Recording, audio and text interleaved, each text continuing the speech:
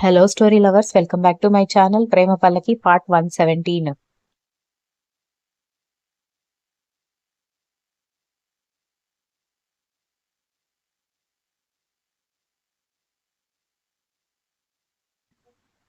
అదేంటి మళ్ళీ అలా అంటావని సత్య ఏడుపు మొహం వేయగానే, నేను నార్మల్గా ఒక 1 మంత్ అలా నిన్ను ఏడిపించి వదిలేద్దాం అనుకున్నాను గాని, కాఫీ కప్పు షర్ట్ లేకుండా ఉన్న నా బాడీ మీద పెట్టి చాలా పెద్ద తప్పు చేశావే రాక్షసి. ఈ పని చేస్తానని అంటూ ముక్కు గిల్లేశాడు.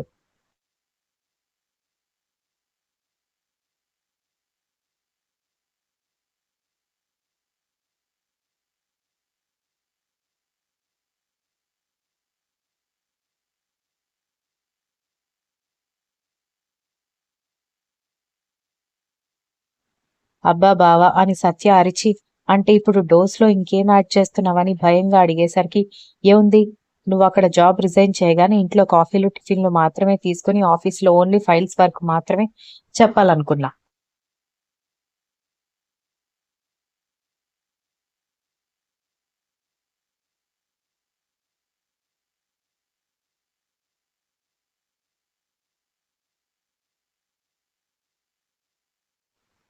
ఇప్పుడు ఆఫీస్లో నాకు గంటకి ఒకసారి కాఫీ ఇచ్చే బాధ్యత నీది.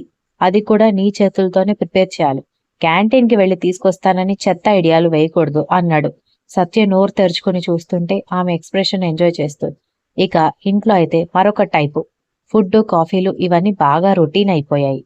అవి మమ్మీ పెద్దమ్మ చూసుకుంటారు కాబట్టి నా బట్టలు ఉతకడం, నా బెడ్షీట్స్ చేంజ్ చేయడం, నేను విప్పి పడేసిన సాక్సులు ఒక దగ్గర సెట్ చేసి పెట్టడం చేయాలి అనగానే, చీచి అని అంది సత్య.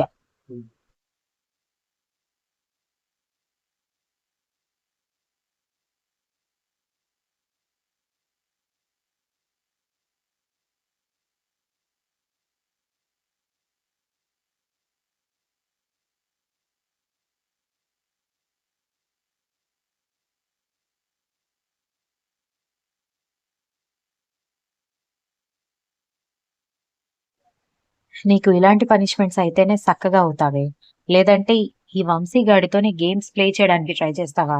గేమ్ చేంజర్ని నేను అన్నాడు. అబ్బో అన్నట్టు లుక్కిచ్చిన సత్య మెడ బలి అయింది.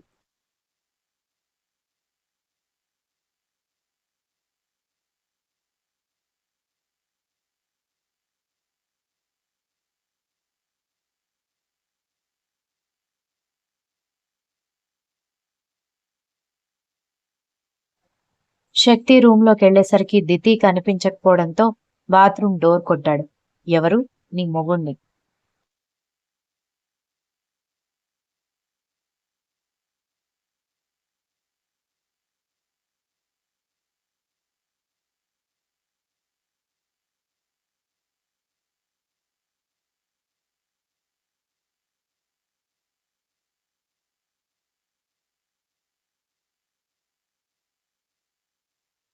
ఏంటి? నాకు టైం అవుతోంది, నేను ఆఫీస్కి వెళ్ళాలి. కానీ నేను తీయను అని ఆమె సమాధానం ఇవ్వడంతో, తీయకపోతే మావయ్య కొత్త డోర్ పెట్టించాల్సి వస్తుంది, తర్వాత నీ ఇష్టం అన్నాడు.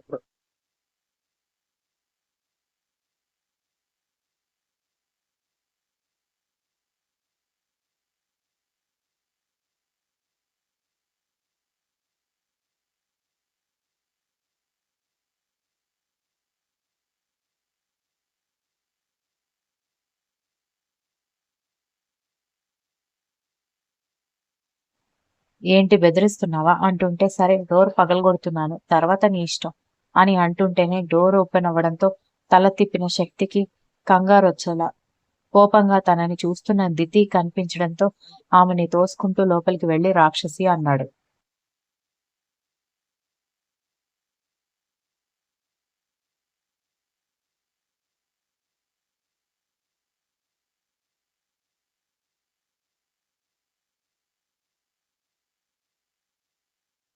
ఎందుకు తిడుతున్నావు?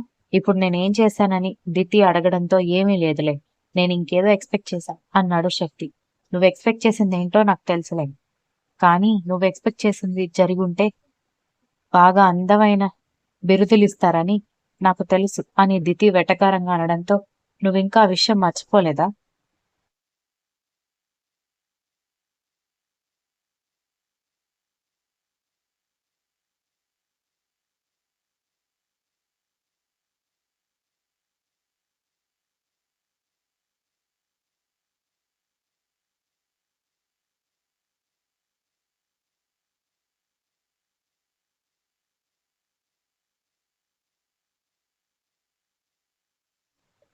అతని గొంతులోనూ, కళ్ళల్లోనూ బాధ కనిపించేసరికి ఎంత కాదనుకున్నా పిచ్చిగా ప్రేమించిన వాడు కావడంతో ఇంకేం మాట్లాడకుండా సైలెంట్ గా మొహం పక్కకి తిప్పుకొని నిలబడ్డంతో ఆమె గడ్డం పట్టుకొని తన వైపు తిప్పుకొని నిన్నే అడిగేది. నువ్వింకా విషయం మర్చిపోలేదా అని అన్నాడు.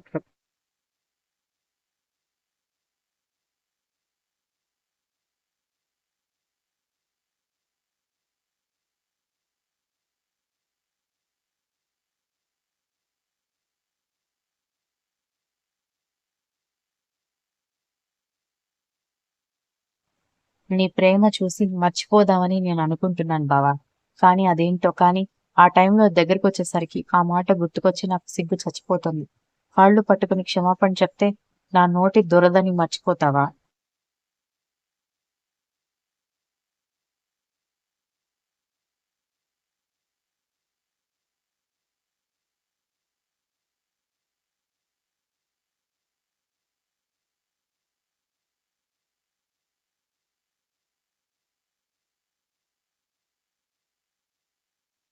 అంత అవసరం లేదులే బావా. కాస్త టైం దొరికితే సరిపోతుందని వెళ్ళబోతున్నామని వెనక నుంచి హత్తుకుని గట్టిగా నడుం చుట్టూ చేతులు బిగించేసి కంఠంలో ముద్దులు గుప్పిస్తూ దూరంగా ఉంటే ఆ దూరం ఎప్పటికీ అలాగే మిగిలిపోతుంది.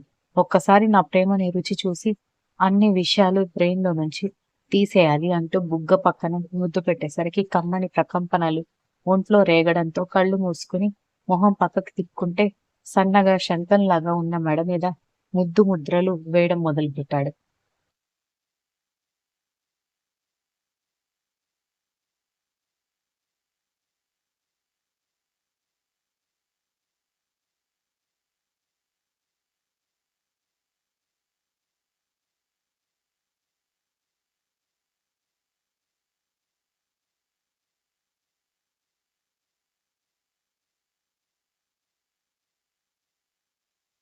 బావా ప్లీజ్ అని మళ్ళీ అతన్ని వదిలించుకుని బయటికి వెళ్ళడానికి ప్రయత్నించి ఆమె చిట్టి పొట్టి బుజ్జి నడుము మళ్ళీ అతని కబర్ల హస్తాల్లో చిక్కుకుపోవడంతో అసహనంగా, నీరసంగా, దీనంగా అతని వైపు చూస్తే ఆమె మొహాన్ని రెండు చేతుల్లో పట్టుకుని గాఢంగా ఆమె పెదవులను అందుకున్నాడు వాడు.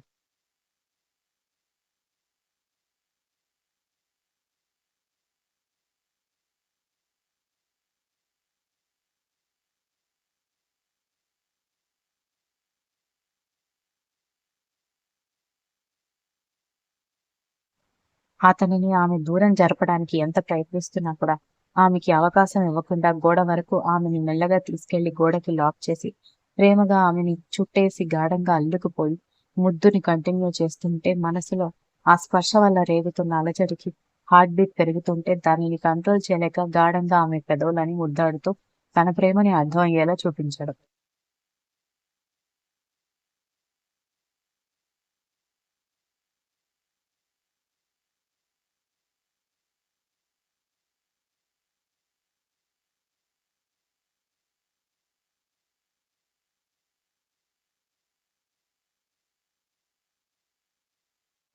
వదులు బావా అని ఎట్టకేలకు అతన్ని దూరం జరిపి ఆయాసపడుతున్న ఆమె వైపు చూస్తూ I love you baby, I love you so much, I really very madly in love with you అని ఆపకుండా లవ్ యూ చెప్పి ఆమెకి ఊపిరి తీసుకోవడం కష్టతరం చేశాడు. చాలు, లవ్ యూ చెప్పి చెప్పి చంపేలా ఉన్నావు.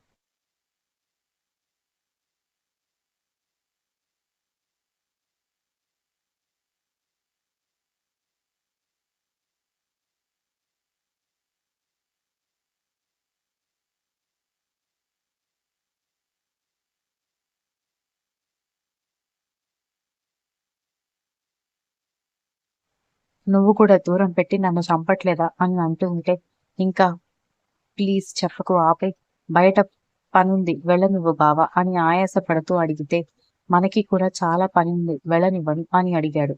Continuous. If you like story please like share comment and don't forget to subscribe.